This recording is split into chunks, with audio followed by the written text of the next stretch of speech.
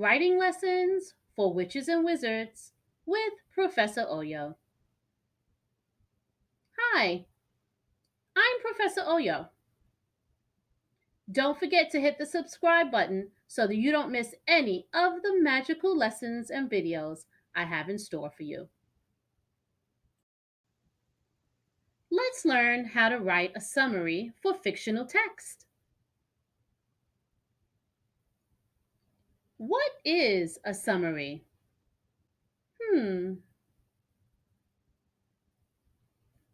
A summary is a short statement of important points from the text.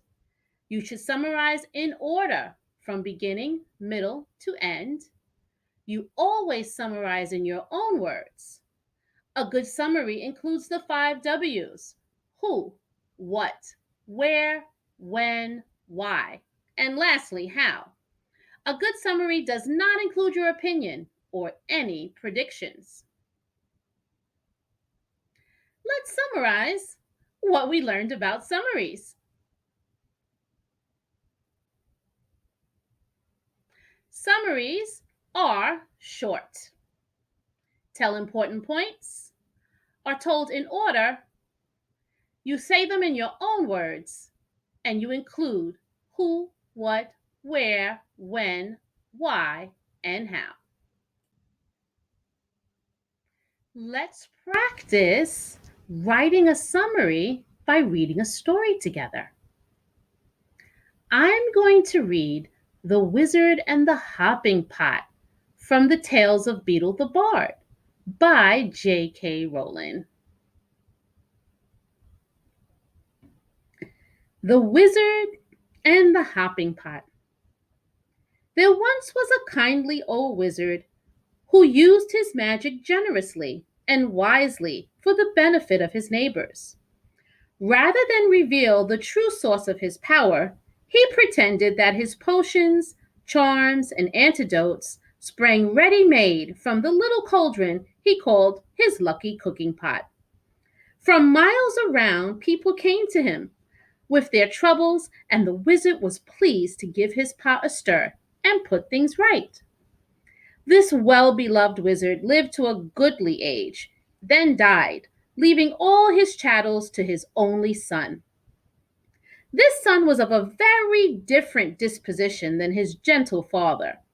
Those who could not work magic were, to the son's mind, worthless, and he had often quarreled with his father's habit of dispensing magical aid to their neighbors. Upon the father's death, the son found hidden inside the old cooking pot a small package bearing his name. He opened it, hoping for gold, but found instead a soft, thick slipper much too small to wear, and with no pair.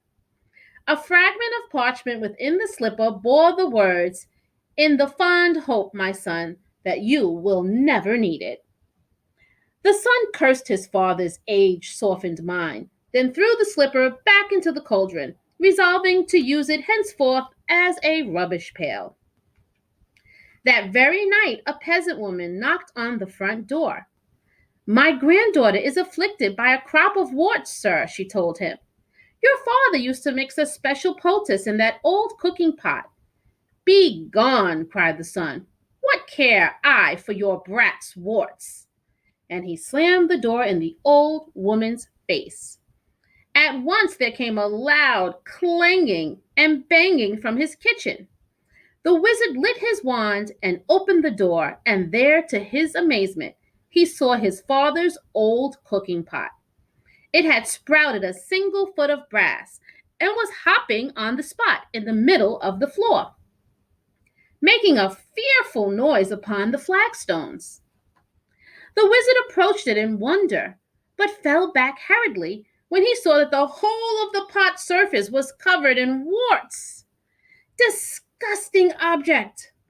he cried, and he tried firstly to vanish the pot, then to clean it by magic, and finally to force it out of the house. None of his spells worked, however, and he was unable to prevent the pot hopping after him out of the kitchen, and then following him up to bed, clanging and banging loudly on every wooden stair. The wizard could not sleep all night for the banging of the warty old pot by his bedside. And the next morning, the pot insisted upon hopping after him to the breakfast table. Clang, clang, clang went the brass footed pot, and the wizard had not even started his porridge when there came another knock at the door. An old man stood on the doorstep. "'Tis my old donkey, sir," he explained. "Lost she is, or stolen, and without her I cannot take my wares to market, and my family will go hungry tonight." "And I am hungry now," roared the wizard, and he slammed the door upon the old man. Clang, clang, clang went the cooking pot's single brass foot upon the floor. But now its clamor was mixed with brays of a donkey and human groans of hunger echoing from the depths of the pot. "Be still, be silent," shrieked the wizard. But not all his magical powers could quiet the warty pot, which hopped at his heels all day, braying and groaning and clanging, no matter where he went or what he did. That evening there came a third knock upon the door. And there on the threshold stood a young woman, sobbing as though her heart would break. "My baby is grievously ill," she said. "Won't you please help us? Your father bade me come if troubled." But the wizard slammed the door on her, and now the tormenting pot filled to the brim with salt water, and slopped tears all over the floor as it hopped, and brayed, and groaned, and sprouted more warts. There were no more villagers come to seek help at the wizard's cottage for the rest of the week, but the pot kept him informed of all their many ills. Within a few days, it was not only braying and groaning and slopping and hopping and sprouting warts, it was also choking and retching, crying like a baby, whining like a dog, and spewing out bad cheese and sour milk, and a plague of hungry slugs. The wizard could not sleep or eat with the pot beside him, but the pot refused to leave, and he could not silence it or force it to be still. At last the wizard could bear it no more. "Bring me all of your problems, all of your troubles, and your woes," he screamed, fleeing into the night, with the pot hopping behind him along the road into the village. "Come, let me cure you, mend you, and comfort you. I have my father's cooking pot, and I shall make you well." And with the foul pot still bounding along behind him, he ran up the street, casting spells in every direction. Inside one house, the little girl's warts vanished as she slept. The lost donkey was summoned from the distant briar patch and set down softly in its stable. The sick baby was doused with dittany and woke well and rosy. At every house of sickness and sorrow, the wizard did his best, and gradually the cooking pot beside him stopped groaning and retching, became quiet, shiny, and clean. "Well, Pot," asked the trembling wizard as the sun began to rise. The pot burped out the single slipper he had thrown into it and permitted him to fit it onto the brass foot. Together they sat off back towards the house, but from that day forward, the wizard helped the villagers like his father before him, lest the pot cast off its slipper and began to hop once more. The end. Now let's summarize The Wizard and the Hopping Pot using the SWBST method. SWBST stands for somebody wanted, but so then. This method helps us write a short summary that has all the important points in order. We also can use our own words and make sure we have the 5 W's and how in our summary. Let's break down this method. When we summarize using the SWBST method, each word is a part of our summary. Somebody, who is the main character? Wanted, what did the character want? But, what was the problem? So, how did the character try to resolve the problem? Then, how did the story end? How was the problem solved? So now, what I want you to do is to join me in summarizing The Wizard and the Hopping Pot using the SWBST method. Are you ready? Great. Let's get started. Somebody. Who is the main character? The wizard's son. Wanted. What did the character want? Well, he wanted to be different from his father, and he did not want to use magic to help his neighbors. But what was the problem with that? But when he sent the neighbors away, the pot his father left him would follow him around and drive him crazy all day. So, how did the character try to solve the problem? So, he went around the whole village casting spells and curing his neighbors and solving their problems using his magic. Then, how did the story end? The pot was satisfied and stopped hopping around and making noise, and the young wizard decided it was best just to help his neighbors. So, you see how we did that? But we kept each answer very short. That is also key. Okay?